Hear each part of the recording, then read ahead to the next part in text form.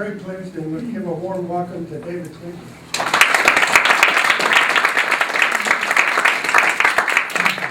Thank you, Robert, for that invitation and for inviting me to be here at the Institute of World Cultures. I'm going to talk today about balancing on a planet. Some people think I'm talking about bouncing on a planet. I guess they're related. If you're bouncing on a planet, you've got to be balanced. How do we feed 9 billion is the big question that is on a lot of people's minds. And so I'm going to start off talking about the problem. We're very, in the big picture, very insignificant in time. This is the 15 billion year history of the universe, and we're right about there. And actually, the arrow should be up a little bit to the present. We are in the present. We're not in the past. So eventually the universe becomes absolute zero, and that's the end of everything. But it's kind of irrelevant to us. We're here in the present. And we're also pretty insignificant in space. We're just a tiny little speck.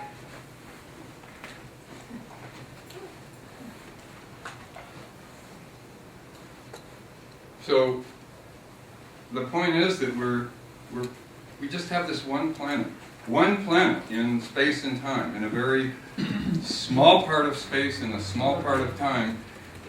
This is very insignificant, but this is where we live, and we need to figure out how we can live here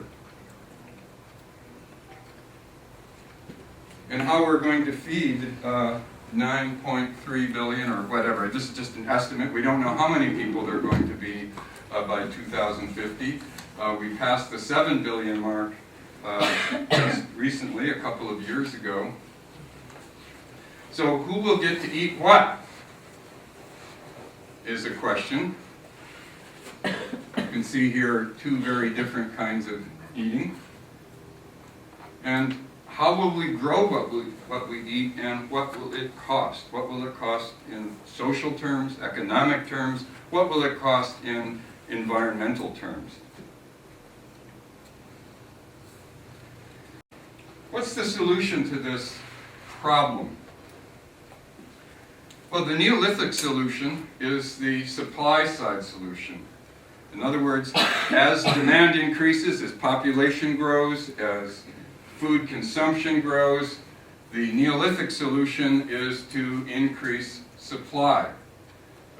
It does that in 3 major ways: by increasing control over other species, over ecosystems, and over other people. So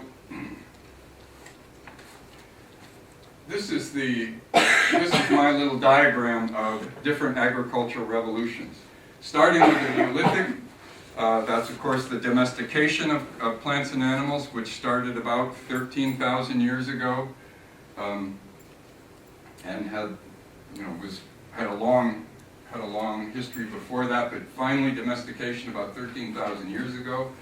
And after the domestication, crops and animals spread widely. For example, maize, which was domesticated in southern Mexico about 9,000 years ago, spread throughout the Americas, to the rainforests of Brazil, to the mountains in the Andes, to the cold areas of North America, to the southeast of North America, to the dry deserts of the southwest. So this is the global revolution, the spread of crops. All these revolutions are still ongoing. We're still domesticating crops. The spread of crops is still ongoing. And in the 18th century, we had the beginning of, in the West, the industrial and the scientific revolutions,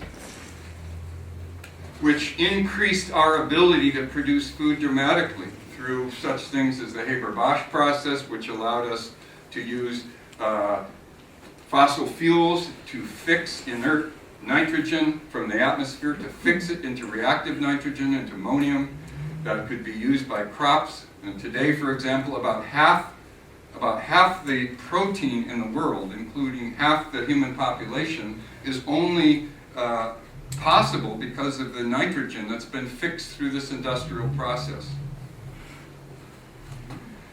The Green Revolution, starting in the 60s, was the transfer of industrial agriculture from the industrial world, the United States, Europe, and so on, to the third world, to the poorer countries of the global south. Mexico, the Philippines, India. And finally, today, we have the biotechnology revolution. All these revolutions were what I call supply side. They sought to solve the problem of how do we feed people this question. How we have increasing population, we have a limited ability to produce food. How do we do it? We increase supply. And all of these revolutions were able to increase the supply of food. First, the evolution, the management of other species. We interfere in the evolutionary cycles of other species. We change the genetic makeup of other species directly and indirectly to make those species use their genetic information to create more food for human beings. And we have done this first by farmers just selecting seeds that they like, and then plant breeding came in, scientific plant breeding with hybrid maize in the United States in the 1930s was the first crop that was a direct result of scientific breeding. And today, the biotechnology revolution is the most rapidly spreading technology ever recorded in agriculture. The spread of genetically engineered or transgenic crop varieties. As you can see here, this is just 1911. Today, for example, in the United States, over 90% of our soy and our corn are genetically engineered. So this increase, well, it's a little debatable whether genetically engineered crops have increased yield very much, but they certainly are spreading and their yields are high. The second major thing, because we domesticated the crops, because we selected them to be in service to human beings, therefore their resources are no longer directed to their own survival, so then we have to manage the environments of these plants so that they can grow, because they can't do it on their own anymore. We've eliminated their ability to reproduce and to thrive on their own. So then we manage the ecosystems that those plants live in. And today, that management of ecosystems has reached extreme levels. For example, here in California, the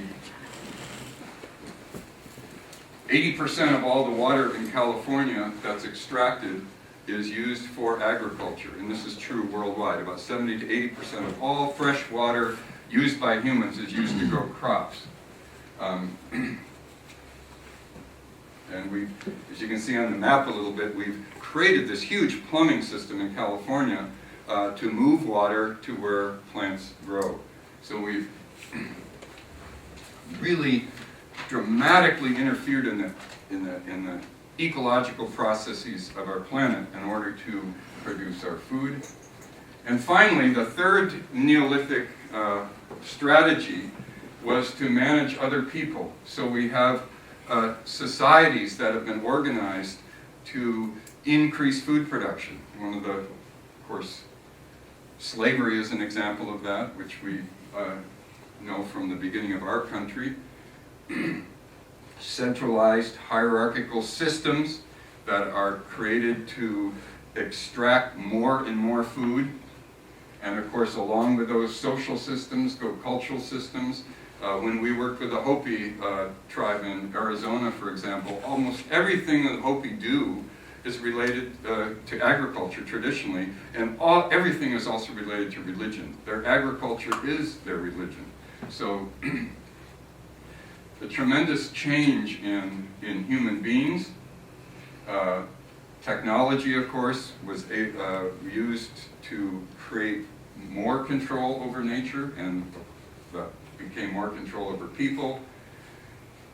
Nutrition and health changed, and demography. Agriculture fueled increase in population. So even though people's health deteriorated because they weren't moving around as much, more infectious disease, more nutritional disease, because people's diets deteriorated with agriculture, but still, because of the supply of food, human populations increased because birth rates increased faster than death rates. And today, we have extremes of social control over other people. For example, in this 2013 diagram by Phil Howard, which shows the global organization of the seed system. And you can see that just a few companies, Monsanto the largest amongst them, and then DuPont, control most of the seeds in the world. So this not only controls the social, economic system, but it also is an example of how this is embedded within control of the evolutionary system. This is controlling seeds. This is controlling also the ecosystems through the technology packages that go along with these seeds.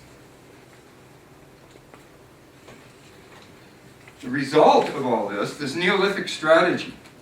How do we deal with the growing demand of people for food, increased production? And this Neolithic strategy has been very successful overall since the beginning of agriculture. And unfortunately, I don't have a graph that shows the whole span, the last 13,000 years. But if we look at this graph here, just since the 1960s, and this is through 2007, that half a century shows the general trend through agriculture, even though there have been ups and downs, but by and large, and this is why people say, well, Malthus was wrong. Malthus was wrong because we can produce food faster than we produce people. And you can see, this is true. So, is the Neolithic solution what we need for the future?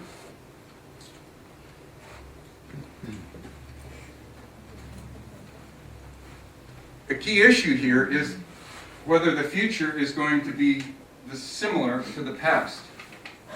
Will the solution that worked in the past, this Neolithic strategy, will it work in the future?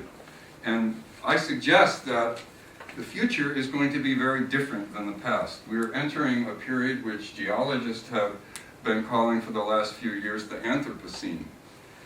Traditionally, we live in the Holocene, which is the recent epoch, but because of the research that shows the incredible influence of human beings on the biophysical nature of the planet, many geologists are now talking about we really need to rename the current epoch as the Anthropocene because human influence on the globe is so great that this is really a major new geological epoch. And of course, as you can see, suggested by this image, one of the major biogeophysical influences of humans is climate change.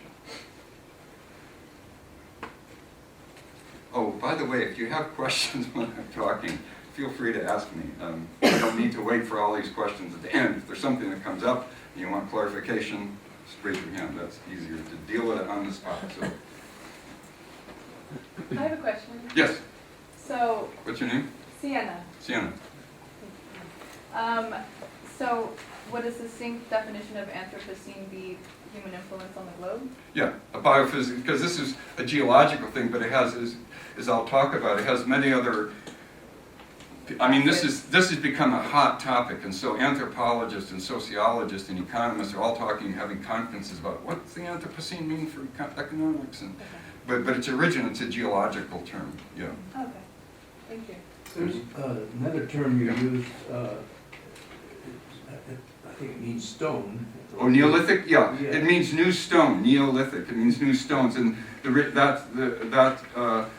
the name people give to that period of time when people first started growing crops in any amount, because they started having new stone tools that were used for harvesting crops, and so people, they call this the Neolithic because they notice in the archaeological record, here's a new kind of stone tool. So you're using it to apply to us today? Well, I'm saying this is the strategy of the Neolithic, which changed human environment and human relationships in those three basic ways. That we started controlling the evolution of other species. We started managing ecosystems very intensively, and we started managing other people, all in the service of increasing food production. And that was the Neolithic. But those same strategies, I believe, characterize all of our subsequent, changes in agriculture. So I just call that the Neolithic strategy. Yeah, good question. So the point is, will this Neolithic strategy work in a planet that may be fundamentally different?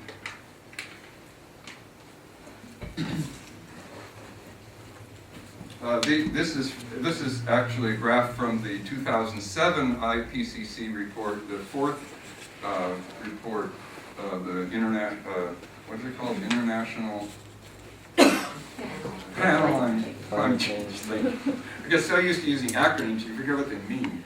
But this is a very nice graphic because it shows, basically, this is 10,000 years ago on the x-axis here.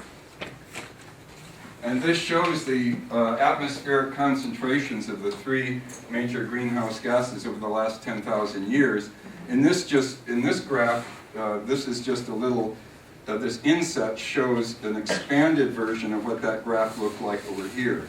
So you can see that when you look at a long time scale, we've got a classic hockey stick graph, right?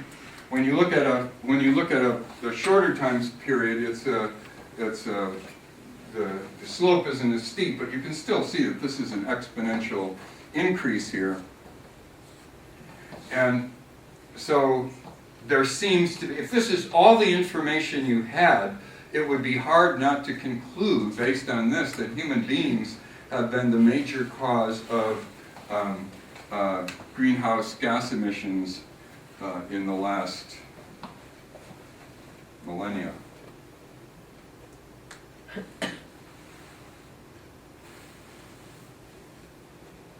Oops, I'm forgetting to point this. This is one cause of those greenhouse gas increases. This shows land use change since 1700.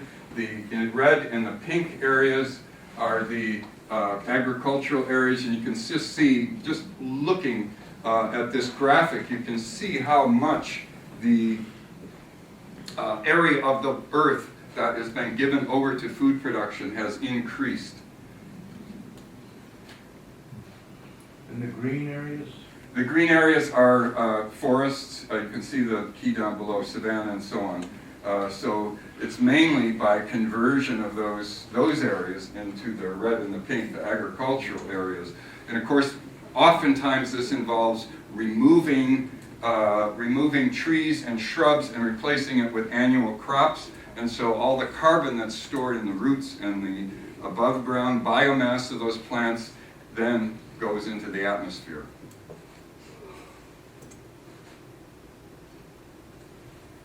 So what does the Anthropocene mean for our food supply? I define the zone as the place where the demand of human beings in terms of not only of our population, but our consumption per person, which has also been going up, and the way we produce the food to feed people, in other words, the technology. The combination of these three things determines our impact on the environment. And many people believe that we are in what we call the zone. There we are. We're checking it out. Are we in the zone? Have we reached a point where our impact on the planet is exceeding the ability of the planet to supply our food?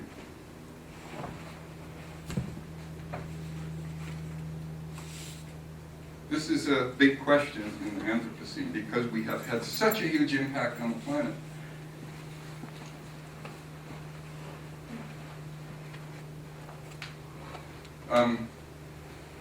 For example, climate change is predicted widely to increase, of course, the average temperature, but also the variance. So one of the characteristics of climate change is increasing variability, increasing average temperature, but also, especially at the hot end of the spectrum, but also increasing variability. So this, of course, will make it harder to grow food, especially in those areas where people already are having a hard time growing food.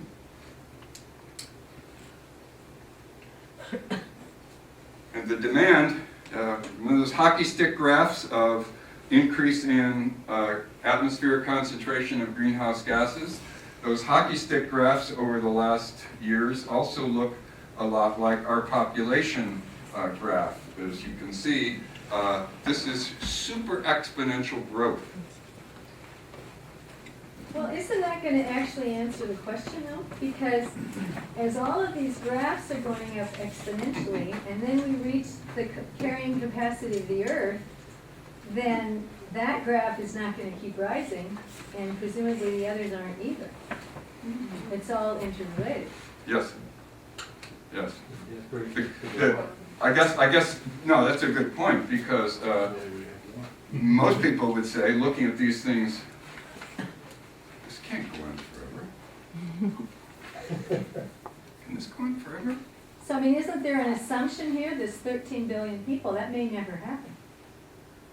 Well, this is 13 years, average time in the last, these last, since 1800, the average It doesn't time. matter, however many billion, it might not happen. Oh, We might have reached the population capacity of the planet as well. exactly. Well, every war has been fought, and the religion was started because of overpopulation. The patriarchy business we have to reduce our population, and before there was a depression or something like that. But in addition to that, like the depression in the 30s, we also created refrigeration and better transportation system and airplanes and that sort of thing. So we are, like you said, our production has increased. We managed to produce, so we develop ways to increase our population in addition to reducing it. Yeah, I mean, the causality works both ways, Yeah. and this is something that like plant breeders have argued about for generations. You know, as we produce more food because the population is growing, does that stimulate the population to grow even more? Yeah. It seems like a logical conclusion to reach.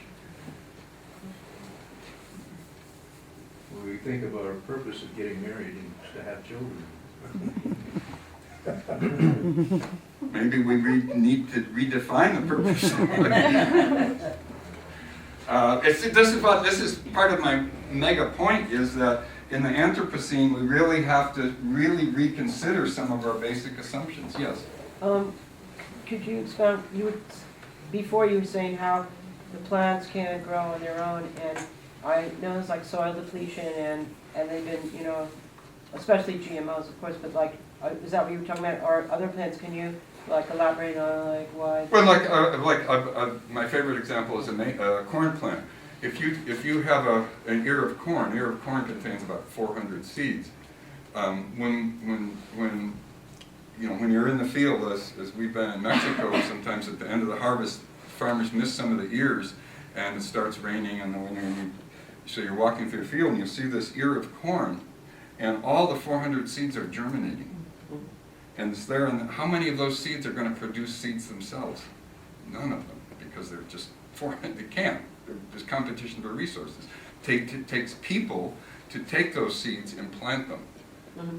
So this has been going on for 13,000 years. Oh, okay. It's not just the new crops are even more dependent on human beings.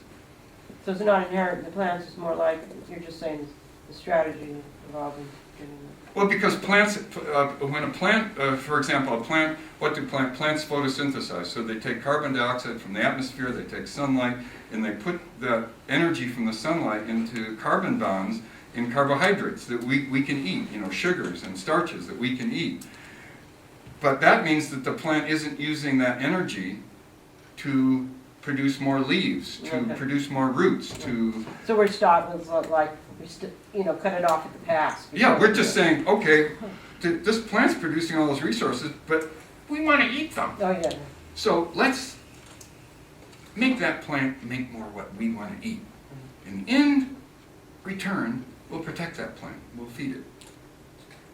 So in a way... So do they become dependent on us for fertilizing it? Yeah. So the next round needs that, and the next, Yeah, and so it weakens them in a way, like, well, it makes them, it adapts them to our conditions and not their natural wild conditions. Yeah. Could you say one more time when you were talking about the transition from a rainforest to one of our agricultural farms? What's the difference in the kind of plants, the difference with the root systems?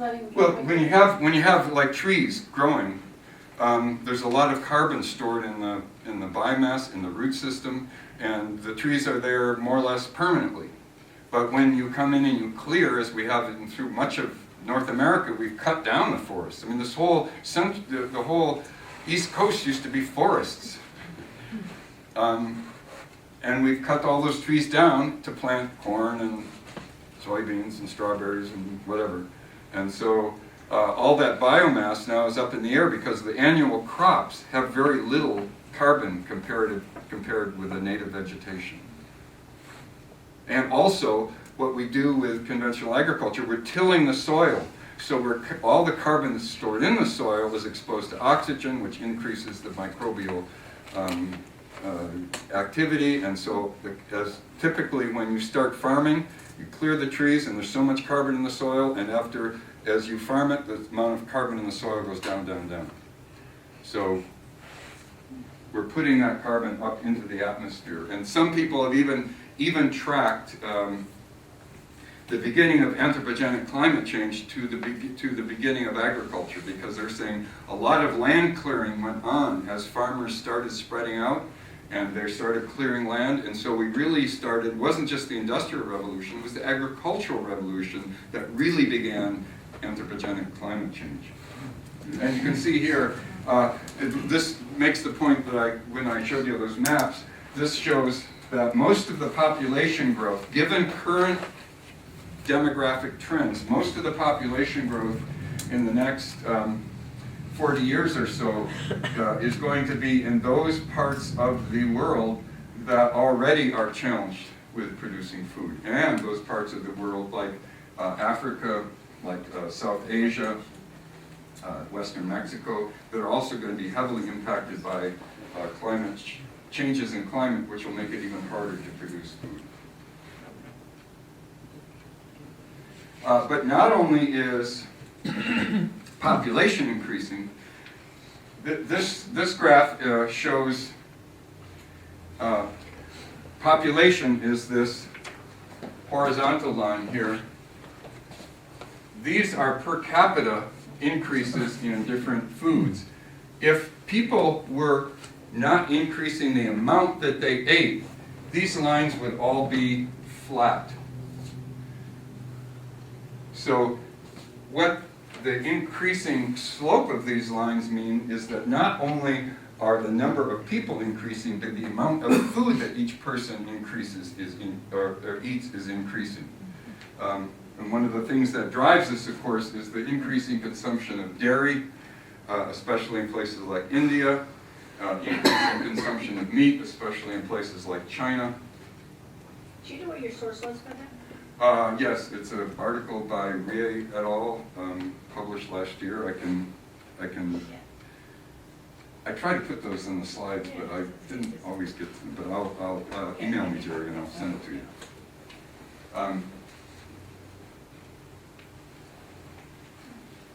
So, the question is, how much do humans take?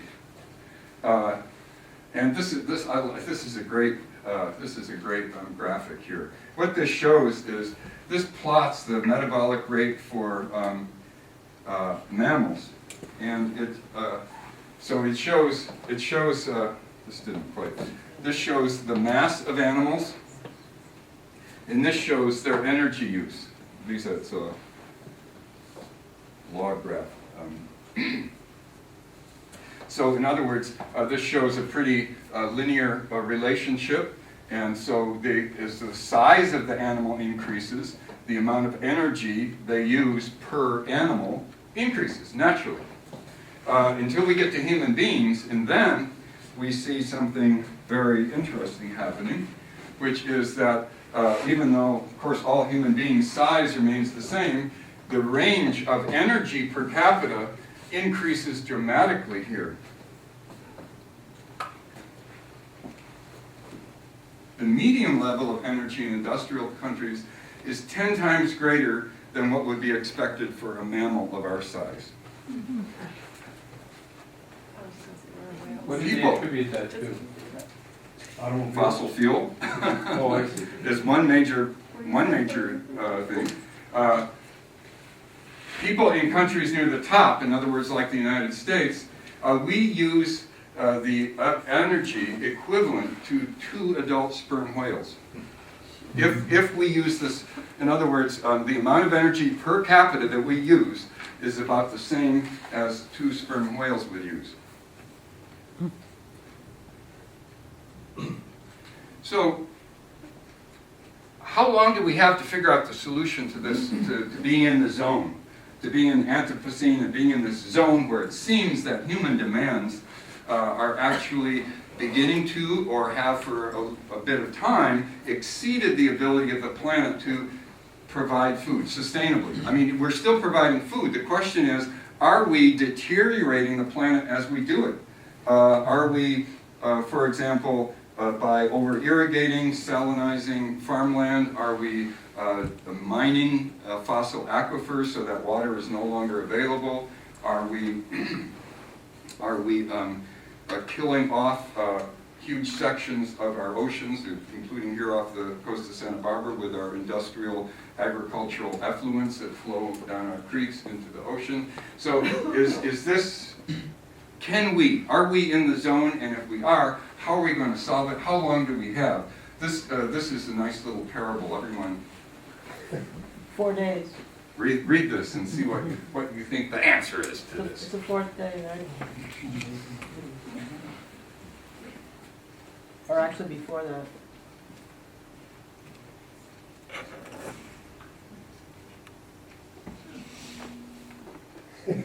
So what day will the pond be half covered?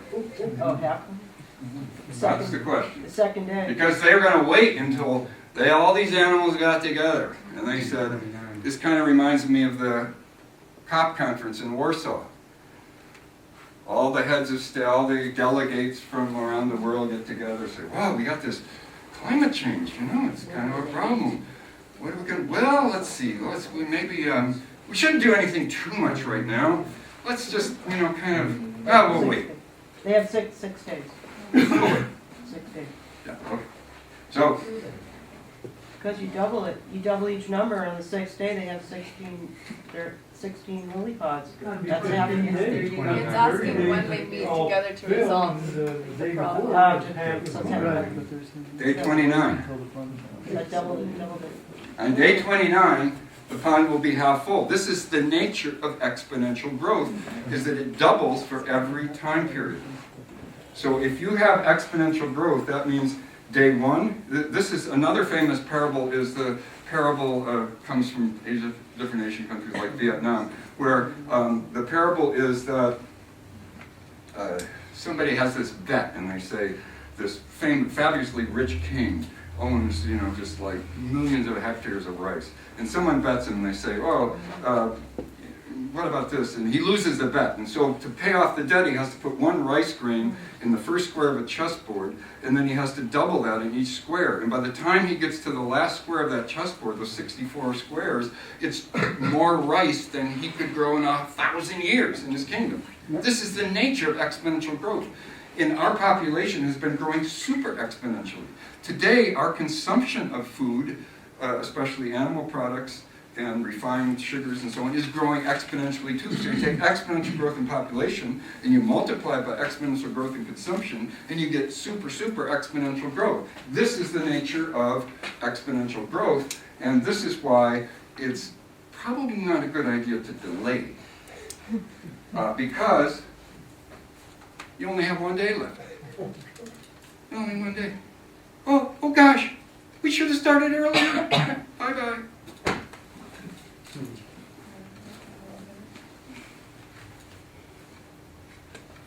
So, in response to this kind of thinking, people have said, well, you know what? Maybe the Neolithic strategy won't really work. So, I'm sure you've all heard of the sustainability revolution. It's something that's been, the term, the concept is something that seems to resonate with everyone, because everyone across the board seems to have some kind of idea that we are in a new kind of situation. And so everyone talks about sustainability. If you look at the Monsanto website, if you look at the USDA website, if you look at the Greenpeace website, you'll see everyone's talking about sustainability. So this is a different kind of revolution. The sustainability revolution is based on the assumption that the supply side Neolithic strategy doesn't really work in a new Anthropocene epoch in the zone. And so the sustainability revolution is really about something different, at least according to some people. So the question is, how do we become sustainable? And I've thought a lot about this, and I don't have any answers, but I have some ideas. So I think one of the main things about sustainability that we have to understand is that it is a subjective concept. It's something that it's a goal for the future, and because it's a goal for the future, that means it's something that is based on values. For example, we could say, well, our goal for our food system is that everybody have plenty of food, and we should have social programs like SNAP and so on that make sure that everybody has adequate food. You could say that that's a goal. You could also say, let the market do its magic, and we don't need social programs. And there are many today, for example, in this country, you probably know, who would take that viewpoint, and they'd say, we don't need SNAP, we don't need these programs, let the market function. So it's a matter of subjective values, what we decide we want the world to be like. And that requires us to talk to each other and agree on something. Because if everybody has a different idea, it's going to be pretty hard to make progress in a world that we all share increasingly with each other.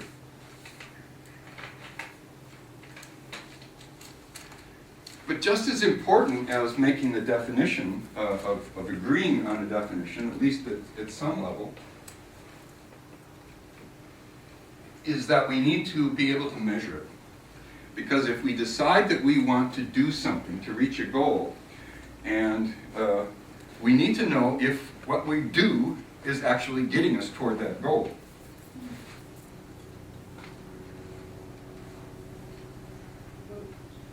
There seems to be a couple ideas along this line. The United Nations, there are countries who are looking for balance as a solution, a way of achieving balance. And then the United States in particular is looking for a way to control. Yeah, I agree. Yeah, they're very different. And, you know, it depends on, you know, the way you define and the indicators you choose will lead you to, how are you going to change? If you think the world is not sustainable, if you think we're not going to be able to feed everybody, then we need to change something. We need to have actions and policies that will promote our goals. And we need then to assess progress. Would we do something? For example, we say, well, we know there's a lot of malnutrition in Santa Barbara County. We need to do something to improve it. Let's say that's your goal. Well, how do you know that you're reaching that goal? Maybe your policy is, okay, let's have more farmers markets. Let's take food assistance recipients to the farmers market and help them to buy food there, EBT cards and so on. Let's do that. And how do you know that actually improving their nutrition? How would you measure that? Do you measure it by the amount of EBT credits that are spent at the farmers market? Do you measure it by interviewing people? Do you draw blood samples, and do you you know, measure height and weight of little kids? How do you do it? You need some indicator to know whether what you do is actually having the effect that you want it to have. So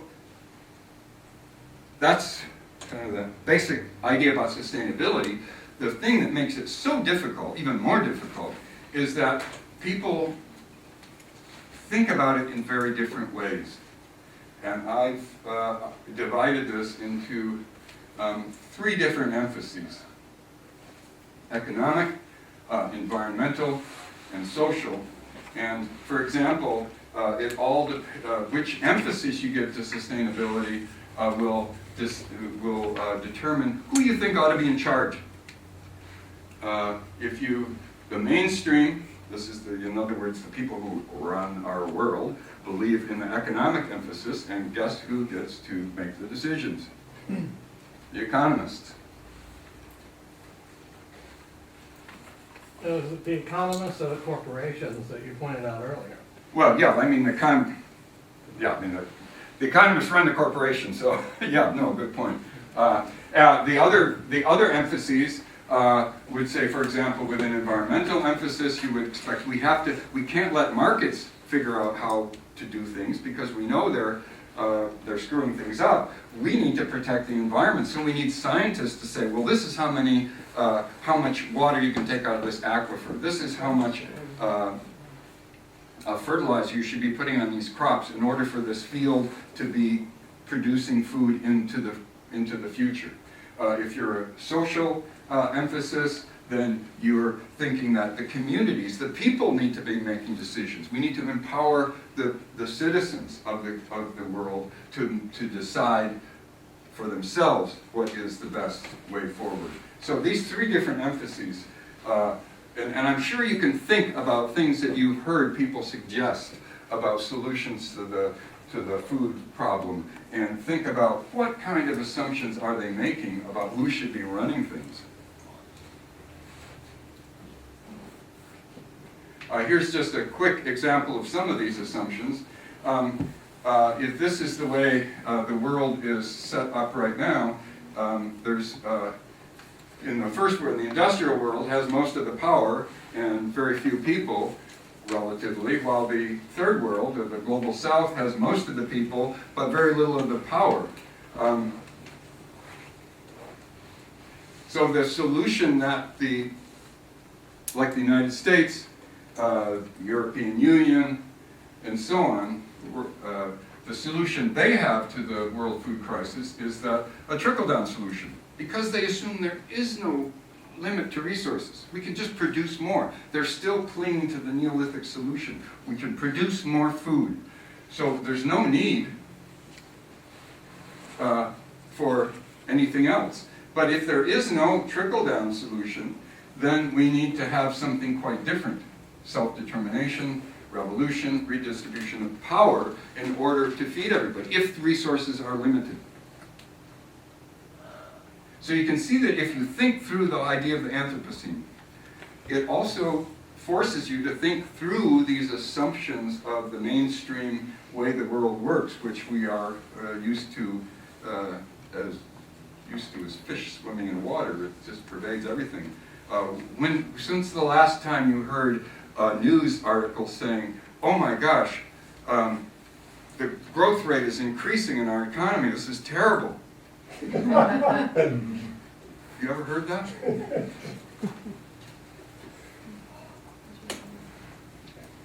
So, for example, the mainstream approach, the trickle-down approach, is food security. In other words, their idea is, okay, let's make sure there's enough food for everybody. Markets will solve that usually. The alternative approach is we need food sovereignty. The people themselves need to be in control of their food. They don't need to be at the end of a charity line. They need to be in control of the food themselves. So, what I'm going to talk about now, briefly, is the economic emphasis, which is the one taken by the mainstream. Oh my gosh. My appointment. That's one question. Excuse me. Fortunately, this isn't a symphony. The conductor is not throwing his baton at me. Okay, so I'm going to talk about the economic emphasis, which is the mainstream approach. I think there was a question over here. Yeah. Oh, Yeah. as you go through this, there are a lot of implications about jobs. Yes. Because you say growth and everyone gets excited, that's because in Europe, there's 25% to 35% youth unemployment, depression levels. So people are really desperate for jobs. So somehow that probably has to go through the equation, and maybe you can intervene. It does, with and just briefly, I think one of the things that keeps the economy, this jobs, economic growth thing, is by labor productivity. We have an economy, our stress is labor productivity. We're always trying to increase the amount per person that's produced. That means fewer jobs to produce the same amount. So it's a kind of a treadmill. So we want labor productivity to increase, that means fewer jobs, and we need economic growth. We need an economy that's growing faster and getting more efficient in the use of labor. But that's a never-ending thing. Where do you stop that? So we need to rethink, do we really need higher labor productivity? Maybe we need lower labor productivity and more people employed. Because a big part of our increased labor productivity, of course, is substituting human energy with fossil energy. So if we're talking about reducing fossil fuel use, one good implication of that is we could decrease human labor productivity by using less fossil fuels. So there's more people doing stuff. Yeah. Is there a difference between decreasing human labor productivity and just inserting more leisure time? It seems like there should be. Yeah. But yeah, I'll talk about it. Everything's so complicated. Part of it is, which I'll talk about. Do we really need all the stuff we have that we spend all our time working to get money to buy this stuff? We could maybe not. Anyway. So anyway, this is the 2010 G8 conference in Canada. This is the mainstream approach. They still believe, we're in the Anthropocene, but they don't believe that they need to give up the Neolithic strategy very quickly because they see that we can increase our carrying capacity even as human impact grows because we're so technologically innovative. Look, we've got transgenically engineered crops, we've got these huge irrigation systems, who would have thought 20 years ago that everybody would be carrying a cell phone around? Who would have thought of this? It was just like, whoa. And so they believe that those same kinds of technological innovations are sure to happen. So we don't really need to worry that much about growth. In fact, at the Rio Plus 20 conference last year, the main theme was green growth. Inclusive green growth. So they don't see these two things as disparate. They see sustainability, dealing with the Anthropocene, can do it with growth, but it just has to be green growth. It has to be more efficient. The main path to green growth is increasing efficiency. Why do they call it green growth then, if they're using technology? and Because they profit? believe that we can, as this shows, that we can, even as population is growing, even as economy is growing, our emissions per capita has been decreasing. Our emissions per unit of GDP dollars has been decreasing. So this is more efficient. We're producing more, but we're having less of a, and of course this is just in terms of greenhouse gas emissions, you could talk about this in terms of other environmental effects. We're having less of an impact. We're getting more efficient. We can produce $1 of GDP and do it by emitting less greenhouse gases. We can do it by using less water, less electricity, and so on. So this is the solution. Why don't they do that then? They are. Look, this is a historic trend. It is happening. We're getting more efficient. It is happening. The question is this adequate? Because even though they're more efficient, it's still growing. Population is growing, the emissions per capita is going down, but it's not zero. That means that emissions are growing. Emissions today are growing, greenhouse gas emissions today are growing faster than they were. They're increasing, the rate of increase is increasing. The chart makes it look So like. why do you call it it's green? declining. That's really good. Pardon? That's not. Okay, this looks good. Let me just show you that this is from Tim Jackson's book called Prosperity Without Growth, which came out in 2008, unfortunately just at the time of the economic collapse. This was based on a report he did for the UK government, and unfortunately he was, I just learned this the other day, he was scheduled to do a major, the BBC was scheduled to do a major interview with Tim Jackson to talk about his book, Prosperity Without Growth. And the financial collapse happened, and Ken Downing Street called up BBC and said, you're not going to interview this guy. He's saying growth isn't good. We're all about growth because of the financial crisis. And this illustrates the kind of mental, economic, physical bind we're in, where we cannot think beyond the Neolithic strategy. We can't think, how could we prosper without growth? And his point here in this graph is, if you think of the graph I just showed you, this is the efficiency of our economic growth in terms of carbon intensity. In other words, in terms of the grams of carbon emitted into the atmosphere per dollar of GDP. Today, worldwide, that stands at 700 and, well, this is in 2007, it was about 768 grams per dollar of GDP. And this is all, normalized across the world in terms of currencies. The United States is not on there? No, he's from the UK, so. You can imagine the US would be somewhere in here. I can't remember exactly what it is. Okay, so the UK is 347, that's about twice as efficient as the world average. Japan's even more efficient.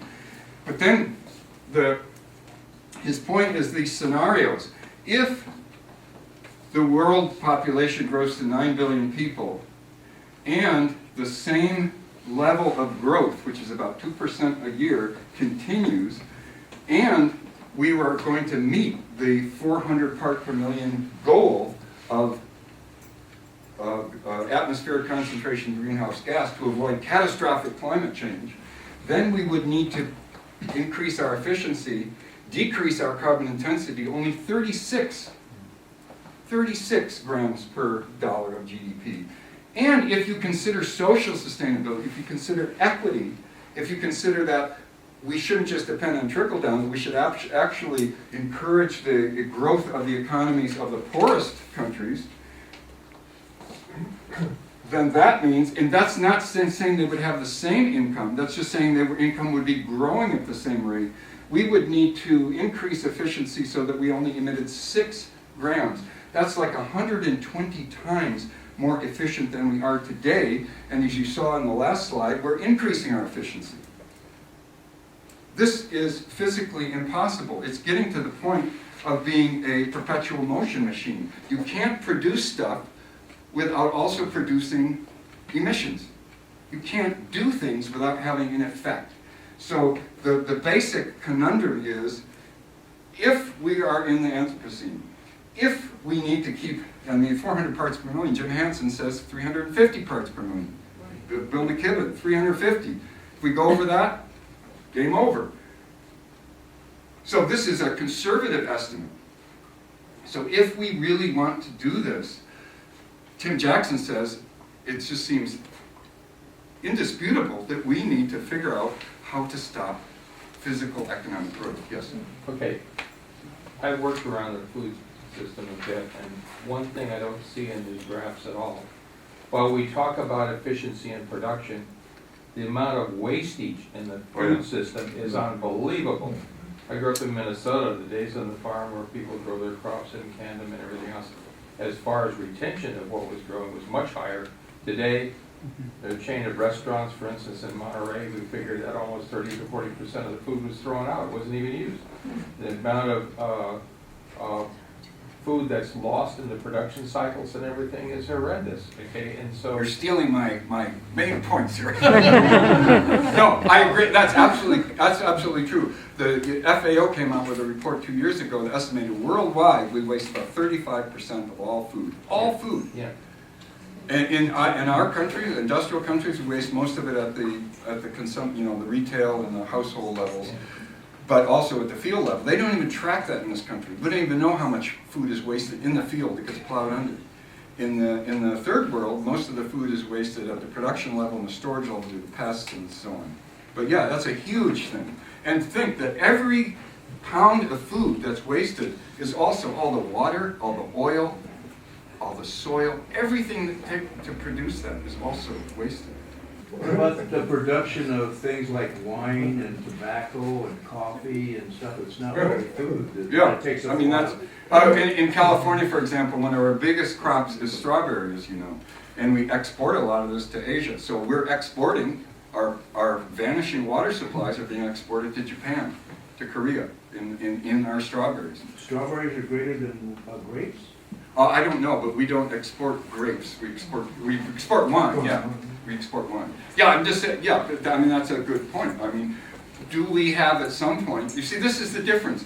The economic emphasis would say, if people have money and want to buy stuff, we sell it. This is the market. The market works its magic. People want to buy strawberries, want to buy strawberries. And the environmental emphasis would say, wait a minute, we're running out of water in California. The snowpack is vanishing. We're not going to have reservoirs filled to irrigate with. They already had to reduce production by 30% in the Central Valley last couple of years. So they would say, okay, we need to have some kind of limits that we set, not the markets, because the markets don't see the environmental limits. So, I mean, that's a big difference. From a social emphasis, people would say, we shouldn't be growing strawberries when there's people hungry. We should be growing food that's much more efficient to grow and much more nutritious. So there's very different ways of dealing with this. For marketing, the people are just a cost factor. We're not really valuing people. Yeah, I mean, that's a, when you, yeah, I could go on forever. Let's, we'll have a chance to talk here. So this is the social and environmental emphases. People who take these tend to take an alternative approach to the Anthropocene challenge, the challenge of being in the zone, emphasizing food sovereignty and so on, emphasizing the end of corporate control. And so their model of the way the world works is, hey, we've already passed the carrying capacity, and we've already forced the carrying capacity to be reduced due to our over-exploitation. And so now we're up here, oh my God, help! We've got to reduce our impact. How do we do that? Well, population, consumption levels, and technology.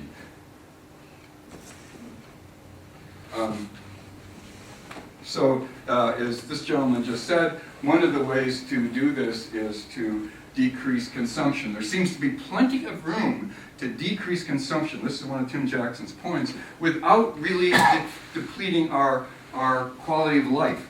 If you, for example, as often is taken as an indicator of quality of life is life expectancy, you can see that as you increase the per capita consumption of energy, you get a big increase in life expectancy, but only up to a certain point. And after about 40,000 or so megawatt hours per person per year, all of a sudden, we have all these countries consuming many times more power, but not having a greater quality of life in terms of life expectancy. So there's room for reducing consumption a great deal and still maintaining a quality of life.